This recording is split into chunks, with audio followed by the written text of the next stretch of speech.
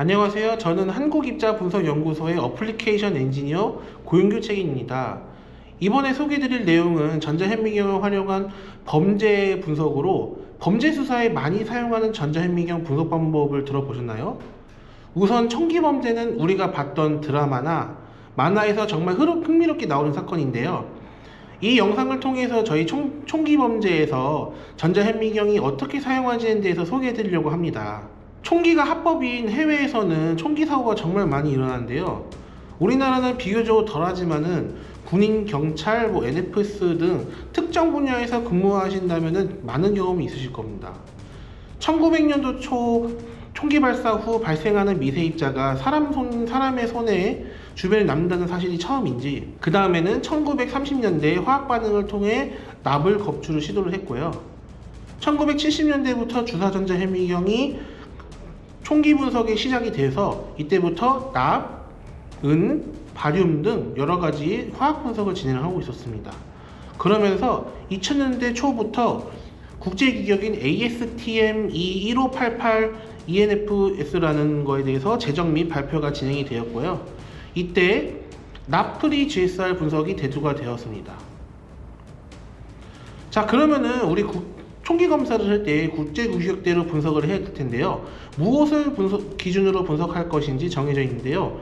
첫 번째로 화합물의 상태를 구분을 합니다. 총알 내부 구조에는 목표에 박히는 탄두, 그 다음에 탄두를 추지시키기 위한 탄약, 그 다음에 탄약을 발화시키기 위한 기폭제로 구성이 되어 있습니다. 여기서 앞서 말씀드린 내용대로 납에 포함이 된 경우에는 무연인 경우를 두고 분석을 진행을 해야 됩니다. 납을 포함하는 경우에는 납, 안티몬, 바륨이 검출이 되고, 납을 포함하지 않는 탄두의 경우에는 티타늄, 징크 또는 주석기 검출이 됩니다.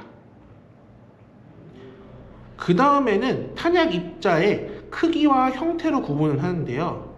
ASTM E1588의 기준은 구형 입자 형태는 0.5마이크로에서 5마이크로까지의 사이즈로 분류를 하고요.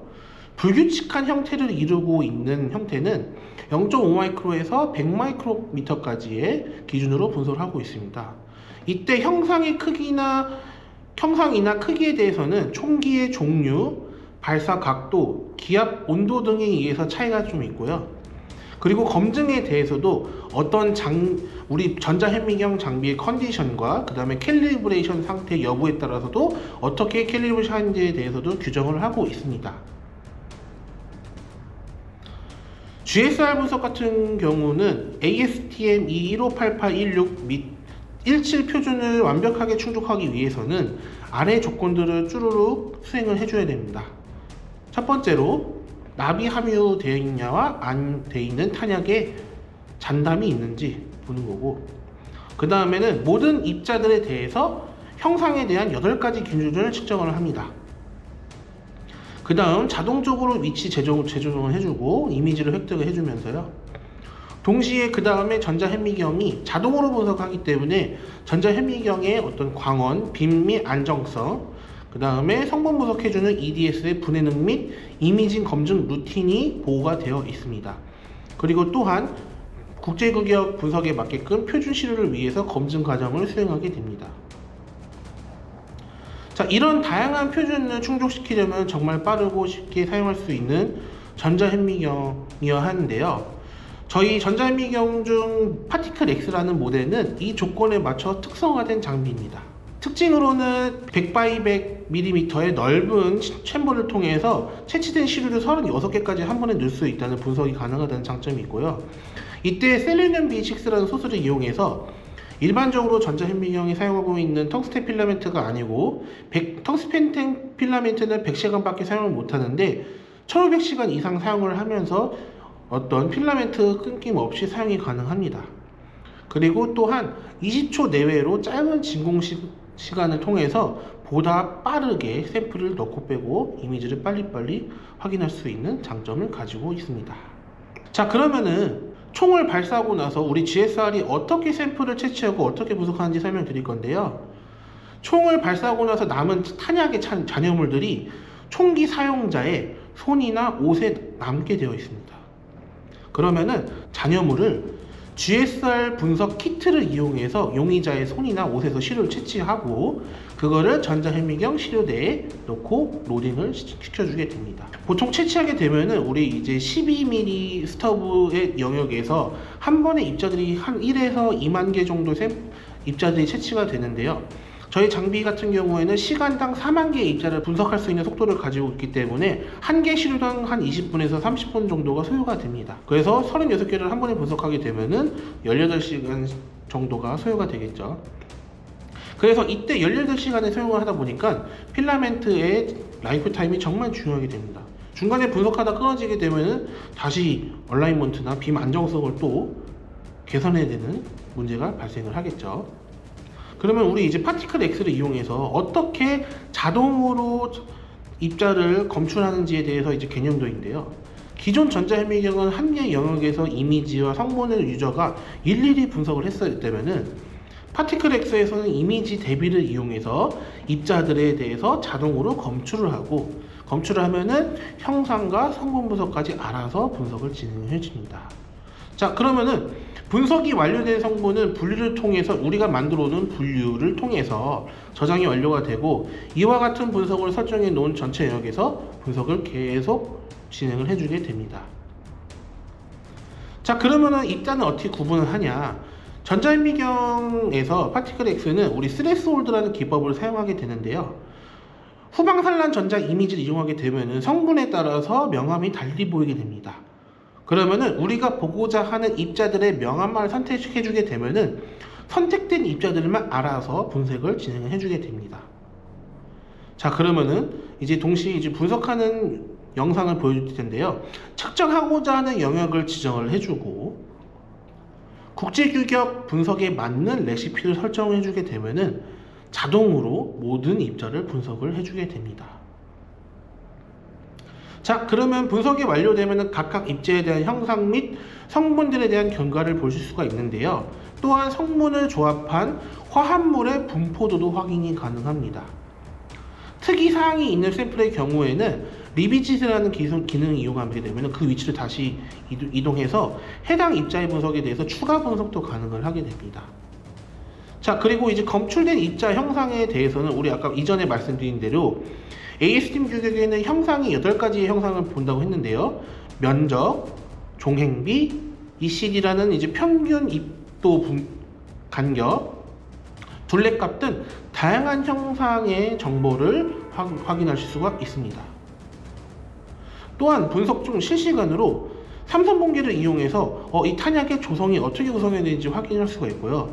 우리 그 다음에 입자의 사이즈의 분포 데이터도 동시에 확인을 하실 수가 있습니다.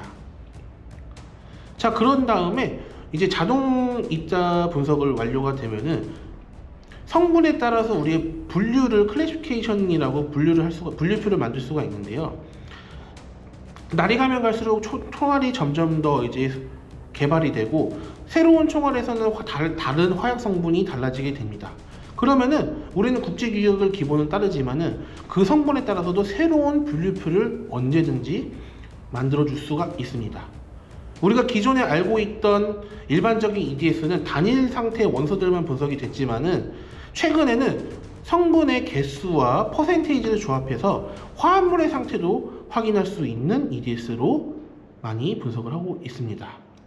한번 정해놓은 분석 레시피는 추후 과정에서도 계속해서 불러와서 동일한 기준으로도 언제든지 분석을 할 수가 있습니다.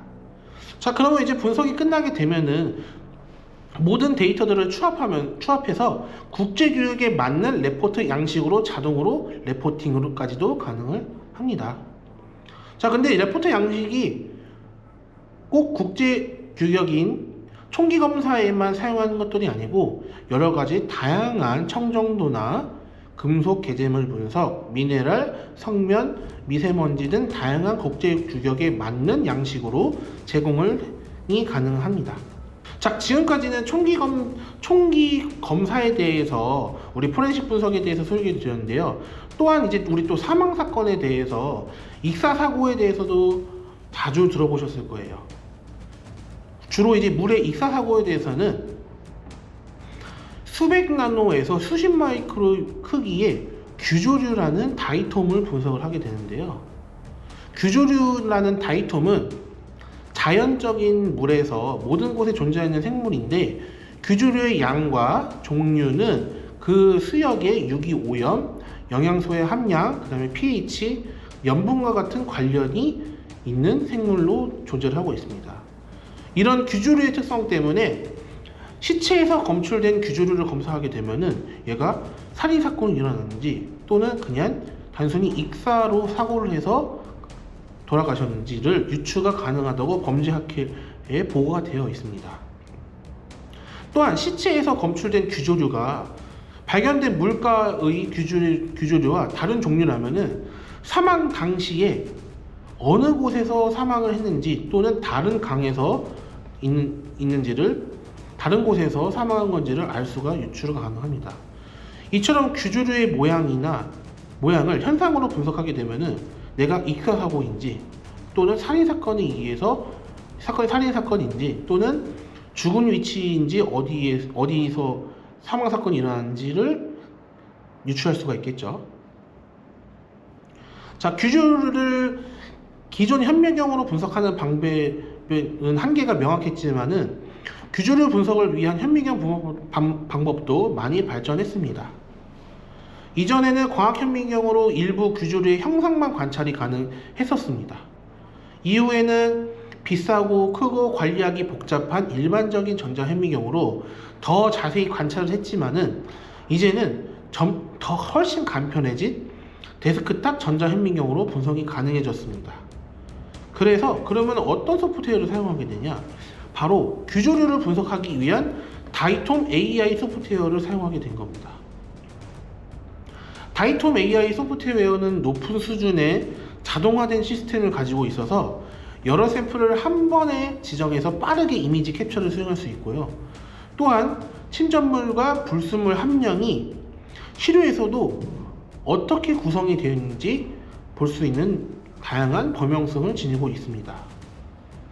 전자현미경의 고해상도 이미지와 딥러닝 알고리즘 모델을 사용해서 내가 놓칠 수 있는 검출된 누락과 오판되는 것들을 방지해 줄 수가 있고요. 다양하게 커스터마이징 기능을 사용해서 여러 수역의 규조류 특성에 맞게 조절을 할 수가 있고 1마이크로 크기의 규조류까지도 측정이 가능합니다. 그래서 다이톰 스코프는 한 장당 평균 2초의 속도로 샘플을 4배별로 15분 이내에 스캔을 할 수가 있습니다. 분석 조건을 설정하면은 다수의 시료를 자동으로 고배율 스캐닝과 고배율 이미지까지도 저장을 할 수가 있고요. 정확한 위치 저장으로 샘플의 위치를 3마이크로 이내까지도 정확하게 찾아낼 수가 있습니다.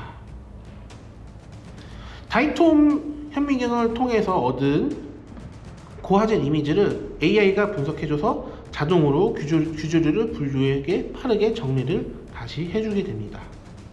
이처럼 범죄 수사에서도 이미지 분석을 통해서 전자현미경에서 AI 소프트웨어 쓴다는 사실이 매우 흥미롭지 않으신가요? 자, 지금까지는 전자현미경이 우리 범죄 수사 사건에서도 다양하게 쓰고 있다는 내용을 소개해드렸고요. 간접적으로 전자현미경이 얼마나 편리해졌는지도 보셨는데요. 저희 한국입자분석연구소에서는 완전히 자동화된 전자현미경으로 다양한 분석 솔루션들을 제공하고 있습니다. 감사합니다.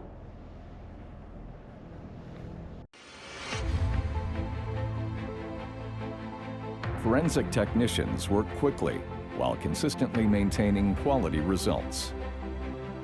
The Phenom Perception GSR Desktop SEM is the only dedicated SEM specifically designed for gunshot residue analysis. Immediate focus on the task at hand. Operation you can count on 24/7. No unexpected maintenance. Welcome to the Phenom Perception GSR Desktop SEM. It's dedicated to GSR because you are.